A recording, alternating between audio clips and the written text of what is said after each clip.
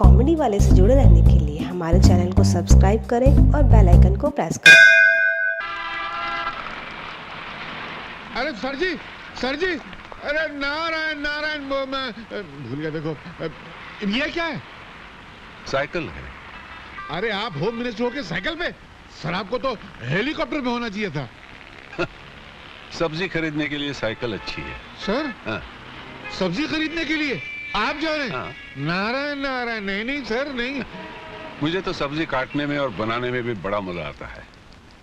आप मंत्री होकर अगर सब्जी काट सकते हैं तो फिर आपका पीए होने के नाते मुझे तो घास छीलनी पड़ेगी। फिर मैं तो अपने गार्डन में घास छिलता हूँ। आप अगर मंत्री होकर घास छीलते तो आपका पीए होने के नाते मुझे क्या करना पड़ेगा?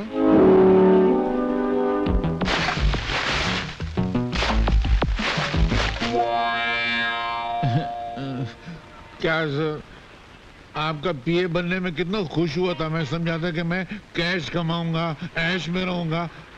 आपका पीए तो बन गया, मगर लगता है बिना खाए पिए ही मर जाऊंगा। सर थोड़ा कमाना था ना सर। ईमानदारी से जीना सीखो, उससे अगर कुछ बनता नहीं तो बिगड़ता तो नहीं ना।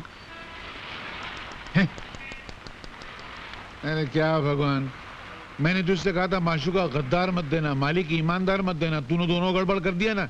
ये क्या मालिक है, एक पैसा कमाने नहीं देता, देख जेब खाली है। मेरी कहानी फिर से लिखना, मैं आगे मिलता हूँ। अरे मालिक, सर मैं ये कह रहा था कि आजकल के जमाने में इतनी ईमानदारी अच्छी नहीं है, थोड़ी थोड़ी बेईमानी करना चाहिए। मेरे पिताजी ने कहा करते थे कि ईमानदारी वो गंजा सर है जिस पर नोटों के बाल कभी उग ही नहीं सकते। थोड़ी सी बेईमानी की तेल की मालिश करते रहना चाहिए। तो वे करेंगे ना सर, नहीं तो पैसा नहीं मिला मजा नहीं आएगी। देखो, गलत कमाई करने से कभी कभी सर पे इतने जूते पड़ते हैं कि आदमी सचमुच गंजा हो जाता है। क्या बात करते? हाँ।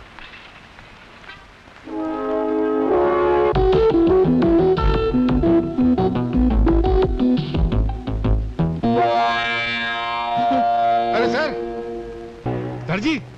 सर जी वाह, बाप बेटी दोनों यही है। बड़ी जबरदस्त खुशखबरी लाया हूँ। आपने कहा था ना बहना के लोग अच्छा तो रिश्ता लेकर आओ, तो मैं रिश्ता लेकर आया हूँ। अरे वाह, फिर वही रिश्ता। अरे तू क्या आते जाते मेरे पैर पे मार के तोड़ती? तेरे को कोई और मिलता नहीं है क्या? ये तो मेरा है। आपके पास कहाँ से आया? पता नहीं, हाथ लगाया तो शायद हाथ में आ गया होगा। दीजिए। ये लो, जाओ। सर बड़ा अच्छा रिश्ता लाया हूँ। वो बहुत बड़े लोग हैं। कमल रॉय कंपनी है ट्रांसपोर्ट की। हिंदुस्तान में उनके 50 ऑफिस है, 400 ट्रक हैं। वाह, 1200 करोड़ के मालिक, बहुत नाम वाले लोग हैं। ईमानदार हैं। ईमानदार? वो तो मैंने पूछा नहीं, वो आप आए तो पूछ लेना। मगर मुझे लगता नहीं कि ये रिश्ता हो सकेगा। क्यों?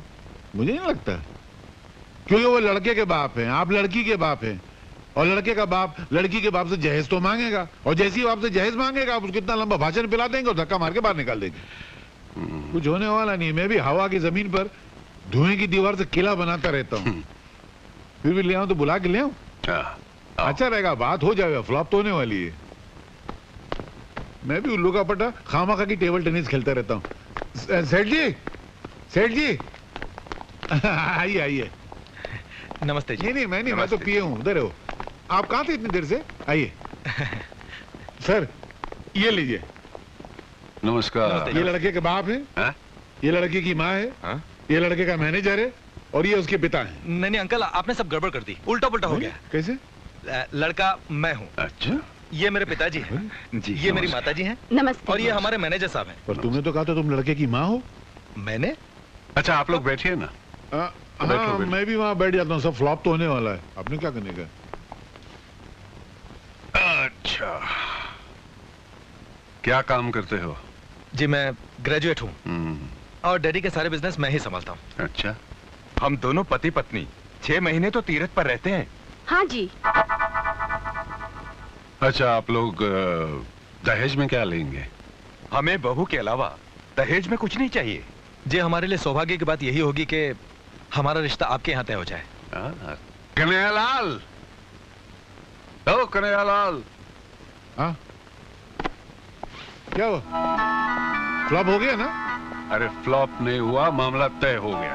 हाँ, मिठाई तो खिलाओ सबको। शादी पक्की हो गई? अरे मुबारक हो। लो सर को मिठाई खिलाओ। जल्दी खोलो यार। ये लीजिए।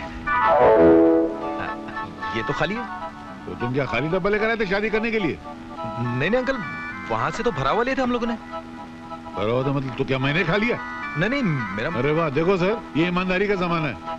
मैं आपके बेटे का यहाँ रिश्ता पक्का करने आया तो बोलता है मैं मिठाई खा गया, कल बोलेगा मैं जहेज खा गया, फिर बोले मैं सुबह सेट खा गया। वाह वाह वाह, शराफत की दुनिया ही नहीं है। कुछ मीठा मीठा तो लग रहा है यार। मैंने खाया था क्या? खामखा बेचारे को डांट दिया। ऐसा नींद में क्यों जाता मालूम नहीं।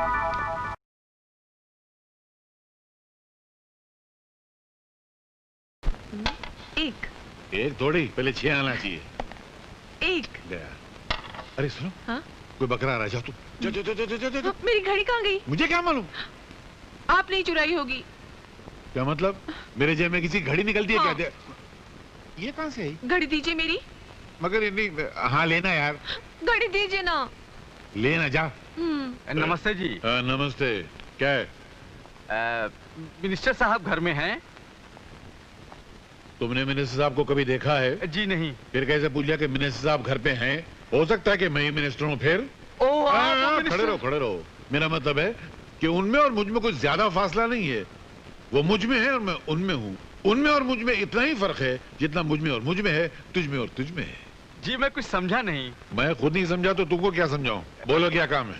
सर, हाँ? मेरी एक लड़की है। मेरा शादी करने का कोई इरादा नहीं है। मैं शादी की नहीं, हाँ? मैं उसका एडमिशन मेडिकल कॉलेज में करवाना चाहता था। मेडिकल कॉलेज में? जी। आपको मालूम है मेडिकल कॉलेज की सीट कितनी महंगी है? एक लड़का 105% लेके पास हुआ था। 105? हाँ? 100 लिखाई के, 5 सफाई के। सफाई के? अरे कुछ लिखा ही नहीं था तो सफाई नहीं हुई यार। तो उसने 5 लाख रुपया भरा तब जाकर उसको सीट मिली। तुम्हारे पास 5 लाख रुपया, अभी सीट दिलाता हूँ। सर, 5 लाख रुपए तो मैंने कभी सपने में भी नहीं देखे। सपने में भी नहीं देखे? भिखारी लगता है। चलो, मेरे दिल में रहम है, मैं तुम पर रहम खाता हूँ। 1 लाख रुपया तो सीट दिला देता हूँ। सर, मैं जिस मोहल्ले में रहता हूँ ना, वहाँ के तमाम मकान बेच दिए जाएं। उन मकान में रहने वालों के सारे कपड़े, लत्ते, बर्तन सारे बेच दिए जाएं। उन लोगों को भी बेच दिया जाए तो भी 1 लाख रुपया इकट्ठा नहीं हो पाएगा। अनाथ आश्रम में रहता है क्या बे? अबे 50,000 दे सकता है कि नहीं? सर, 40 साल हो गए मुझे नौकरी करते करते। अब तक मेरे प्रोविडेंट फंड में 50,000 नहीं जमा हो पाए। साला, अबे 5,000 देगा? मेरी औकात नहीं है। 500 रुपया देगा? तनख्वाह नहीं है मेरी। अबे तो तेरी औकात कितनी है? 5 रुपए की। हा? होम मिनिस्टर का पीए और 5 रुपए रिश्वत? थू थू थू, हट! इससे तो ईमानदारी अच्छी है। अबे हम लोग वो लोग नहीं है जो 5 रुपए और 5 लाख रुपए के लिए ईमान बेच देते हैं। हम देश प्रेमी है, देशद्रोही नहीं। निकल जाओ यहाँ से। मगर मेरा एडमिशन? मैं निकल तेरी मेरी बच्ची का जेल करा दूंगा तुमको। हमारा ईमान खरीदते हो? हम जैसे सच्चे लोग जिन्होंने कभी आज तक रिश्वत नहीं ली। निकलो, हवलदार, पुलिस वाले, गिरफ्तार कर लो। बताओ, 5 रुपए रिश्वत देता। एक हार तो दो ना। अच्छा थोड़ा फूल तो दो। अरे क्या कंजूस लोग यार, मेरी चमचागिरी तो रहेगी। मैं मंत्री जी के हार कहाँ से लेके जाऊँ? अरे मेरा हार कहाँ गया? आपके पास मेरा हार कैसे आया? उड़ के। मेरे पास पैसे नहीं थे ना तो। अब मैं क्या मंत्री जी को पहनाऊंगी? अरे तुम्हारे पास इतनी अच्छी बाहें हैं, बाहों का हार पहनाओगे तो मंत्री जी खुश हो जाएंगे। मैं इस राव हार पहना के आ जाता हूँ। अरे अरे अरे, श्री आदर्श वर्धन, श्री आदर्श वर्धन, श्री आदर्श वर्धन, श्री आदर्श वर्धन। आप जिस आदमी के कंधे पे हाथ रख रहे हैं ये तो निहायत ही बदतमीज आदमी है। मोहतरमा, आज के जमाने में जो बदतमीज और बदमाश होता है वही दुनिया में सबसे ज्यादा तरक्की करता है। क्यों सर? तुम तो शास्त्री जी के प्यादे हो। हूं नहीं था। वो भूकंप आने से पहले जानवर कैसे गांव छोड़ के भाग जाते हैं, उसी तरह शास्त्री जी के इलेक्शन आने से पहले ही मैं उनकी नौकरी छोड़ के भाग गया। अभी आपकी शरण में आ गया हूँ। सर इसकी कोई मदद मत कीजिएगा, ये बिल्कुल गद्दार आदमी है। सर, जो ईमानदारों से गद्दारी करेगा वो गद्दारों से ईमानदारी करेगा, ये बहुत बड़े झूठे ने कहा है। आदमी दिलचस्प भी हो और चालाक भी। आज से तुम हमारे प्यादे हो। स्वामी जी, आपके आशीर्वाद से मैं इलेक्शन जीत गया, मैं मंत्री बन गया। आपने मुझसे कहा था कि यज्ञ में कुछ भस्म करो, इसलिए सबसे पहले मैंने अपनी वर्दी भस्म कर दी।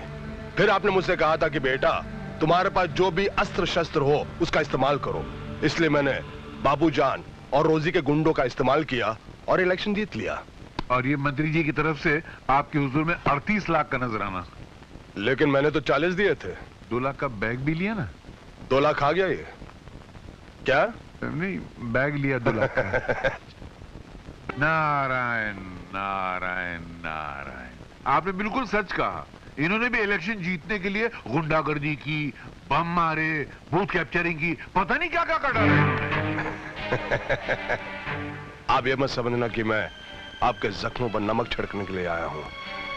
आप मेरे पुराने मालिक हैं और आप ही की कुर्सी मुझे मिली है। मैं तो यहां पर सिर्फ आपका आशीर्वाद लेने आया हूं।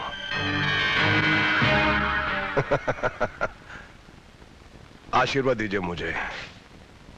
नहीं देना? कोई बात नहीं, वो क्या कि मैं जरा जल्दी में हूं, मीटिंग का वक्त हो गया है। आइए।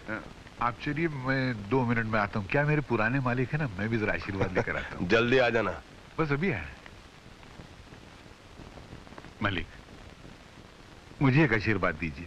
ये जो मेरा नया मालिक है ना, ये जितना कमीना है, जितना 420 है, जितना बेईमान है, जितना खबीस है, उससे ज्यादा हो जाए, ताकि इसके घर में दौलत की गंगा बह कर आए, उस गंगा में थोड़ा सा नहा लूं। मुझे अभी तो कुछ मिला नहीं है, एक मरे आदमी की टोपी मिली है खाली। ये आशीर्वाद तो आपको देना पड़ेगा। आशीर्वाद दीजिए ना, दीजिए ना, दीजिए ना। क्या बात है, यहाँ तो खुशियों के लड्डू बट रहे हैं। नमस्ते भाई साहब। अरे नमस्ते, कैसी है? ठीक हूँ। क्या बात है, बड़े खुश लग रहे हो? हाँ, वक्त वक्त की बात है। पहले मेरा मालिक बहुत ईमानदार आदमी था तो मैं कड़का था। अब बहुत बेईमान है, इसलिए मेरे पास बहुत माल है। बैठ जाओ, बैठ जाओ। अवश्य बैठेंगे। आप देखिए हम कैसे बैठते हैं। कन्हैयालाल, ठीक से बैठो। बैठो नहीं, बैठिए।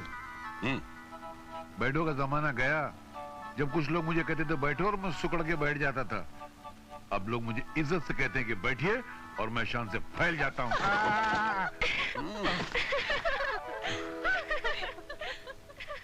हंस लीजिए, होता है। मैं सोफे से गिरा, कम से कम उठ तो गया। वरना कुछ लोग ऐसे होते हैं कि जब कुर्सी से गिरते हैं तो कुर्सी के साथ खुद भी गायब हो जाते हैं। मैं कम से कम खड़ा तो हो गया। बहना, कभी कार की जरूरत पड़े ना तो घबराना नहीं, खाली मुझसे कह देना। अच्छा, तो आपने कार भी ले ली? क्या करे आदमी, जब बंगला लेता है तो कार तो जरूरी हो जाती है ना। भाई साहब, आपने बंगला भी खरीद लिया? हाँ, वो क्या, मैंने एक बिल्डर को 20 करोड़ का ठेका दिलवाया तो उसने दलाली में मुझे एक छोटा सा बंगला तोहफे में दिया और वो बंगला मैंने जेब में रख लिया। तो यूं क्यों नहीं कहते कि मालामाल होने के साथ साथ तुम दलाल भी बन गए? तो क्या हुआ, लो आजकल के जमाने में दलाल होना इज्जत की बात है, कोई बुरी बात थोड़ी है। दलालों की तस्वीर अखबार के फ्रंट पेज पे छपती है, वो चाहे फिर शेयर बाजार का दलाल हो या कोठे का दलाल हो। चलो दफा हो जाओ यहाँ से। एक बात बताओ, तुम्हें शादी में क्या तोहफा चाहिए? Get out. ये कहाँ चला गया?